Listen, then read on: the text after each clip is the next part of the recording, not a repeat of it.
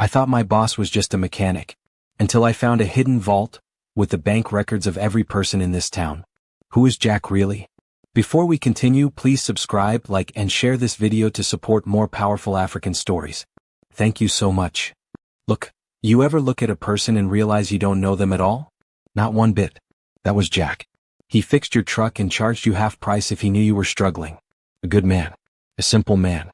But one Tuesday night, everything I knew about Jack went up in smoke. I was walking past the garage late. It was freezing. A light flickered in the back office. Jack usually leaves at 6 p.m. sharp. I thought maybe he forgot to turn off a machine. I pushed the side door. It was already open. I walked in quiet, tiptoe. Jack wasn't fixing an engine. He was kneeling on the floor in the middle of the shop. He had pulled up 2 heavy concrete tiles under the car lift. Underneath, a silver briefcase. It wasn't full of tools. It was full of gold. And a thick black ledger with the names of every politician and business owner in the state. Jack wasn't a mechanic. He was the vault.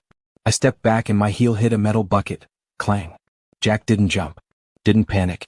He slowly closed the case, stood up and looked at me. "Some things are better left under the floor, kid," he said. His voice was like ice. "Now that you've seen the silver, you're part of the secret." I didn't sleep that night. How could I? My mind was spinning like a tire stuck in the mud. I kept seeing those gold bars in that black ledger. Who was Jack? A spy? A witness? The next morning I went back. I knew I was a fool, but I had to see his face. When I got there, a car was parked in the back. A fast car. The kind that looks like it is breaking the speed limit even while sitting still. It was Luke, Jack's brother. Luke was the golden boy. He lived in the city, wore suits that cost more than my house, and always had a smile. But today he was not smiling. He was pacing back and forth in the garage. His hands were shaking so much he could not even hold his coffee. "You have to give it to them, Jack," Luke yelled. "They know it is here. They traced the numbers. If you do not open the vault, they are going to take everything." Jack just stood there, wiping a wrench with a greasy rag. He looked like a statue. "I did not build that vault for you, Luke," Jack said, his voice low and dangerous. "I built it to keep people like you from destroying this family." Luke grabbed Jack's arm. "I made a mistake, okay? I thought I could trade the information. I thought I was smarter than them." Jack finally looked up. His eyes were like cold steel. He reached into his pocket and pulled out a small encrypted key fob. "You were not smart, Luke. You were a distraction. They let you think you were winning so they could find out where I was hiding the files." I stepped out from behind the tire rack. "What files, Jack? What is in that ledger?" They both froze. Luke looked like he saw a ghost. Jack just sighed. He walked over to the old computer on his desk, the one that looked like it was from 1995. He typed in a code and the screen turned into a map of the entire country. "This is not just a list of names, kid," Jack whispered. "It is a map of every secret bank account, every offshore vault, and every favored deal made in this state for the last 30 years. The people on this list do not just own businesses. They own the system." The only light was the glow of the computer screen. My heart was thumping so hard I thought it would burst. Outside, the sound of a heavy engine idling started to rumble. "They are here," Luke whimpered. He ducked behind a workbench like a scared child. Jack did not hide. He reached under the counter and pulled out a heavy metal case. He was not scared. He looked ready for a job he had been training for his whole life. "Kid, listen to me. There is a truck in the back with a hidden compartment. Take the ledger. Take the key. If I do not come out of this garage in 10 minutes, you drive until you hit the state line. Do you understand? I am not leaving you, Jack." I said. "This is not a movie," Jack growled. "This is the truth. If they get this ledger, the truth dies. Now move." I grabbed the case. It was heavier than it looked. I scrambled into the back of the old shop truck. I could hear footsteps on the gravel outside. Heavy boots. Professional. Jack stepped out into the middle of the garage, holding nothing but a flashlight. "You are on my property," he yelled. His voice echoed like thunder. I did not wait. I found the hidden switch Jack told me about. The truck roared to life and I slammed it into gear. I did not turn on the headlights. I drove through the backfield, bouncing over rocks and dirt. In the side mirror, I saw the garage doors fly open. Bright spotlights hit the building, but I was already gone. I was out in the dark, carrying the secrets of 100 powerful men in a metal box. I looked at the seat next to me. There was a note taped to the ledger in Jack's handwriting. "Do not trust the lights. Only trust the engine." I realized then. The story was not about a mechanic. It was about the man who kept the world from breaking. And now, I was the only one left to keep it running. Was flying down the back roads. The wind was screaming through the cracked window of the truck. I kept looking in the rearview mirror, waiting to see those bright spotlights again, but the road was black. Total darkness. Every shadow looked like a car.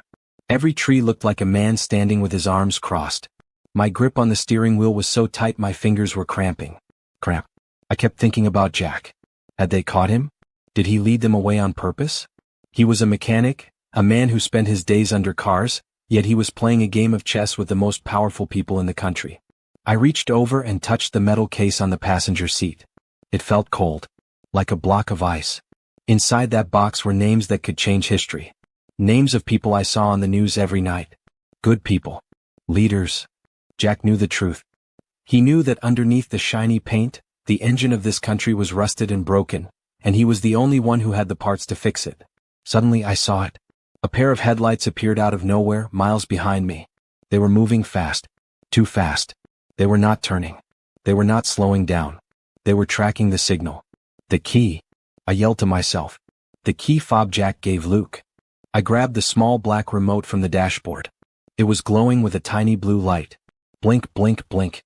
It was a tracker. They were not following the truck. They were following the signal. I had to get rid of it, but if I threw it out the window they would know I was onto them. I had to be smarter. I had to be like Jack. I saw an old freight train moving slowly on the tracks parallel to the road. Its giant metal wheels were grinding against the iron. Screech. That was it. I slowed the truck down just enough, leaned out the window, and threw that glowing key fob right into an open boxcar filled with scrap metal. I watched the blue light disappear into the train. Blink, blink. Gone. 2 minutes later, the headlights behind me veered off the road. They chased the train into the night. I was invisible again for now. But I knew they would be back once they realized the key was just a piece of plastic on a slow boat to nowhere. I drove until the sun started to peek over the horizon, a pale, thin light that did not feel warm at all. I pulled into a small, abandoned gas station at the edge of the state line. I did not want to open the case. I was scared of what I would see. But I had to know what Jack was protecting. I sat in the cab of the truck. The smell of old coffee and grease was all around me. I clicked the latches, snap, snap. The ledger was old. Leather-bound. But inside it was not just handwriting. There were photos. Printed emails. Bank transfer codes for amounts that did not even look real. Millions, tens of millions. And then I saw the photo that made my blood run cold. It was a picture of the governor shaking hands with a man I recognized from the garage. It was the man in the suit, the one who had been threatening Luke. This was not just a secret. This was a network. A group of people who had bought the whole state, one piece at a time. And Jack? Jack had been their mechanic. He had been the one they trusted to fix their mistakes for 20 years, until he decided to stop. Suddenly, a phone started ringing. Not my phone, a phone inside the briefcase. Ring, ring, ring. I dug through the files and found a small, silver flip phone, the kind you cannot trace. I opened it. One message was on the screen. Do not go to the police. They are part of the ledger. My heart stopped. I was heading for the nearest station. I almost walked right into their hands. Who sent the message? Was it Jack? Or was it someone else? Someone who was watching the ledger from the inside? I looked at the phone. Another message popped up. Meet me at the Crane Bridge. No lights. No backup. Bring the mechanic's debt. The mechanic's debt? What did that mean? I looked at the ledger again. I flipped to the very back page. There was a list of names under a header that said, Debts paid in full. My name was on the list. I could not believe it. Why was my name there? I had never even seen that ledger until last night. But then I saw the date. It was from 10 years ago, back when my father's business went under. We were going to lose the house. We were going to be on the street. Then, out of nowhere, an anonymous donor paid off the bank. My dad always called it a miracle. It was not a miracle. It was Jack. Jack had used the money from these powerful people, their dirty money, to save the people in our town. It wasn't just a vault. He was a Robin Hood in a greasy jumpsuit. He had been stealing from the monsters to keep the neighbors alive. And now, he was in trouble because he could not keep the balance anymore. I looked at the metal case. It was not just a box of secrets. It was the life of everyone I knew. I put the truck in gear. I was not running anymore. I was going to that bridge. Because Jack did not just fix cars. He fixed our lives. And it was time someone fixed his. The Crane Bridge was an old iron skeleton stretching over the black water of the gorge. It hadn't been used in years. I pulled the truck into the tall weeds at the edge of the road. I turned off the engine and just sat there in the silence. The engine was cooling down, but my head was on fire. I grabbed the silver briefcase. It felt like it weighed 100 pounds. I stepped out into the fog. It was thick, tasting of salt and old metal. "I'm here," I yelled. My voice sounded small against the roar of the river below. Footsteps. Slow. Steady. A figure stepped out of the mist. It wasn't Jack. It wasn't Luke. It was a woman in a long gray coat. She looked like she belonged in a boardroom, not a rusted-out bridge. Her eyes were sharp, like a hawk watching a mouse. "You have the ledger, kid?" she asked. Her voice was calm but had an edge like a razor blade. "Jack said you were the only one he could trust. I didn't believe him until I saw you ditch that tracker on the train. Smart move. Very Jack of you. Who are you?" I demanded, holding the briefcase tighter. "And where is Jack?" She stepped closer. "My name is Olivia. I helped Jack build the digital side of that vault. I'm the ghost in the machine. Jack is safe for now. They can't hurt him because they still think he has the encryption codes." She looked at the bridge. "But the governor's men are losing patience. They're cleaning house. They're deleting anyone who knows the truth." "Why did he do it?" I asked. "Why spend 20 years working for these monsters?" Olivia's face softened just a little. "Because Jack knew that if he didn't do it, they'd find someone who would. Someone who didn't care about this town. Jack was the filter. He took their dirty money and diverted it back into the schools, the clinics, and the shops. He was the only thing keeping this town from being paved over. And now the filter is clogged," she said. "And the pressure is going to blow the whole thing apart." Suddenly her phone chirped. Drip, drip, drip. She looked at the screen and her face went white. "We're out of time. They just moved Jack to the black site, the old power plant on the coast. If we don't get the ledger there in 2 hours, they're going to reset the whole system." "What does reset mean?" I yelled. "It means everyone on that list vanishes," she whispered. "And everyone Jack ever helped, including you and your family, will be erased from the records. No bank accounts. No house deeds. Nothing."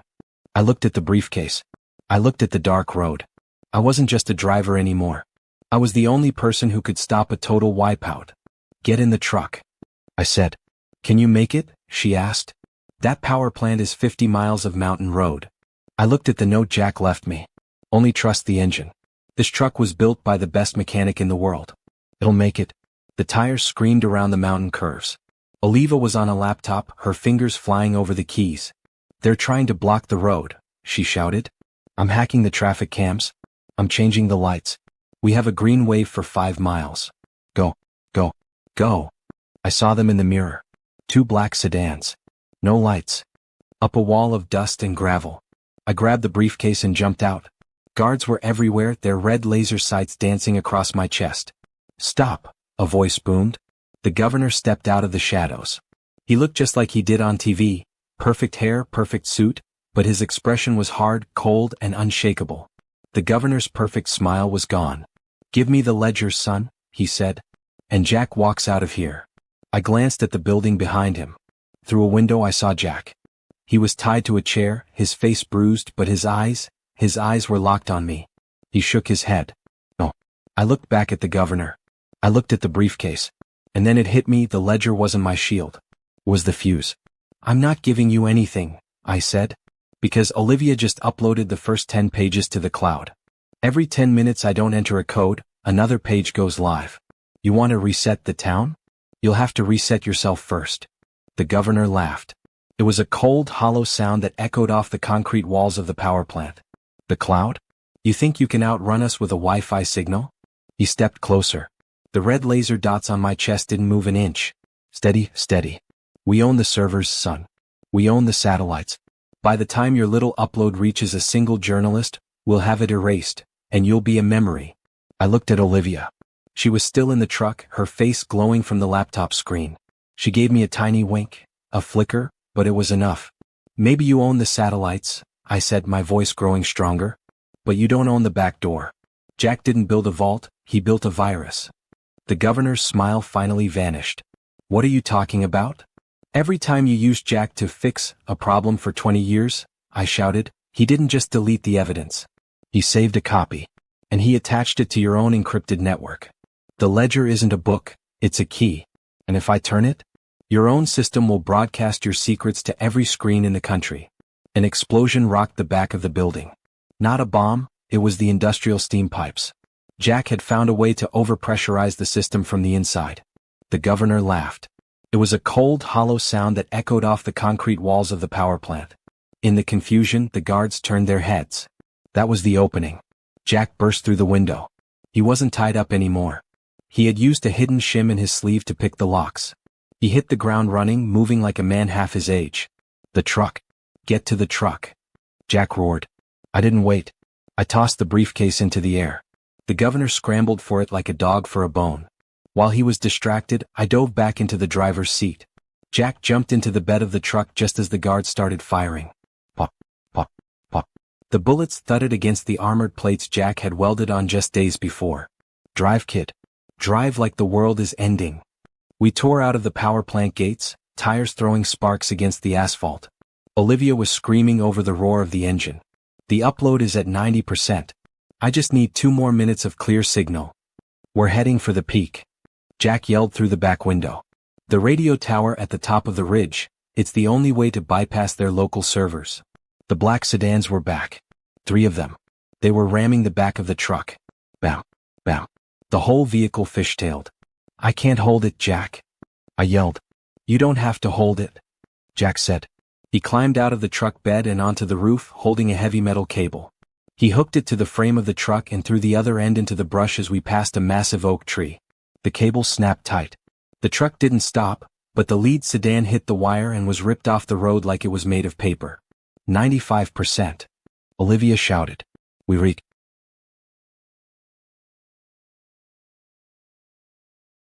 At the summit. The radio tower loomed over us like a giant steel needle. I slammed on the brakes and we skidded to a halt at the base of the transmitter. Connect it, Jack yelled. Olivia ran to the control box at the base of the tower and plugged in her laptop. Click-clack, click-clack. Down the road we could see the lights of the governor's entire security team coming up the hill. Hundreds of them.